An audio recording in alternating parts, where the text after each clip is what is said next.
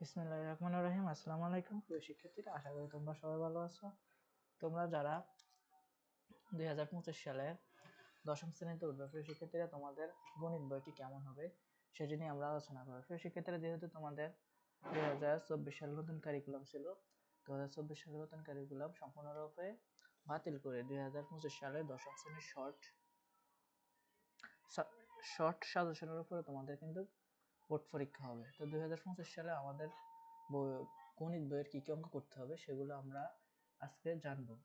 আমাদের গণিত সম্ভাব্য বইটি হবে এমন, এখানে আমাদের কি কি আছে দেখো প্রিয় শিক্ষার্থীরা। আমাদের যে অধ্যায়গুলো ভালোভাবে পড়বো, আমাদের শর্ট সিলেবাস বা শর্ট সাজেশন আমাদের যেগুলো থাকবে সেগুলো হচ্ছে যে বাস্তব সংখ্যা। আমরা কিন্তু বাস্তব সংখ্যা সাধারণত অধ্যায় সম্পর্কে জেনেছি। আবার সেট ফাংশন আমরা কিন্তু অধ্যায়টা পড়েছি। বীজগাণিতিক রাশি তোমরা পরিচিত হবা, অষ্টম শ্রেণীতে তোমরা বীজগাণিতিক রাশি সম্পর্কে ভালোভাবে শিখতে পেরেছো। অষ্টম শ্রেণীতে আমরা কিন্তু বীজগাণিতিক রাশির a + b হোল স্কয়ার সূত্র, a + b whole cube, a cube + b cube ইত্যাদি অনেক সূত্র আছে, ওই সূত্র সম্পর্কে শিখেছি। তো আমরা দশম শ্রেণীতে এসে বীজগাণিতিক রাশি অধ্যায়টা ভালোভাবে পড়তে হবে। তারপর হচ্ছে সূচক ও লগারিদম। সূচক লগারিদম সম্পর্কে আমরা কিন্তু আমাদের নতুন কারিকুলাম যে বইয়ে যে অঙ্কগুলো ছিল সূচক লগারিদম সম্পর্কে আমরা জানতে পেরেছি। এক চলক বিশিষ্ট সমীকরণও ছিল।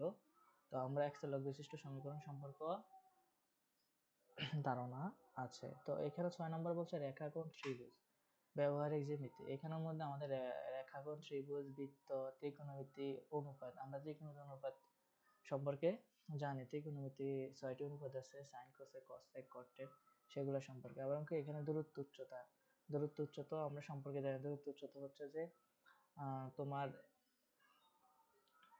একটি গাছ ঝড়ে এমনভাবে ভেঙে গেল যে কত দূরে যে তোমার হচ্ছে যে ভাঙা অংশটি গিয়ে পড়লো সেটা আমরা নির্ণয় করা। তো দূরত্ব সম্পর্কে আমরা কিন্তু আমাদের নবম শ্রেণীর বইয়ের মধ্যে অঙ্ক করেছি, আমরা ওটা সম্পর্কে ধারণা আছে। তো আমরা এই অধ্যায় এবং হচ্ছে এখানে আমাদের সসীম দ্বারা, তো আমাদের তো অনুক্রম দ্বারা একটা অধ্যায়, সম্পূর্ণ প্রথম অনুক্রম দ্বারা অধ্যায়টা খুব ভালোভাবে শিখেছি। তো 13 অধ্যায় হচ্ছে সসীম দ্বারা, এটা হচ্ছে তোমার হচ্ছে গুণোত্তর দ্বারা, আর একটা হচ্ছে সমোত্তর দ্বারা। এই অধ্যায় সম্পর্কে আমরা আবার ক্লাস 10 উঠলে সুন্দরভাবে করবো। তারপর হচ্ছে পরিমিতি, তারপর হচ্ছে পরিসংখ্যান।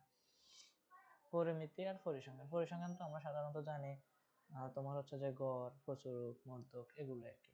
তো আশা করি প্রিয় শিক্ষার্থীরা, তোমরা যদি তোমাদের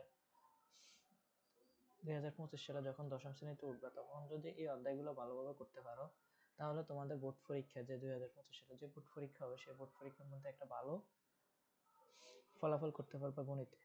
তো আশা করি প্রিয় শিক্ষার্থীরা, তোমরা তোমাদের 2025 সালে সম্ভাব্য বইয়ের সিলেবাস বা কি কি থাকতে পারে তোমাদের বইয়ের মধ্যে সেগুলো সম্পর্কে আলোচনা করলাম।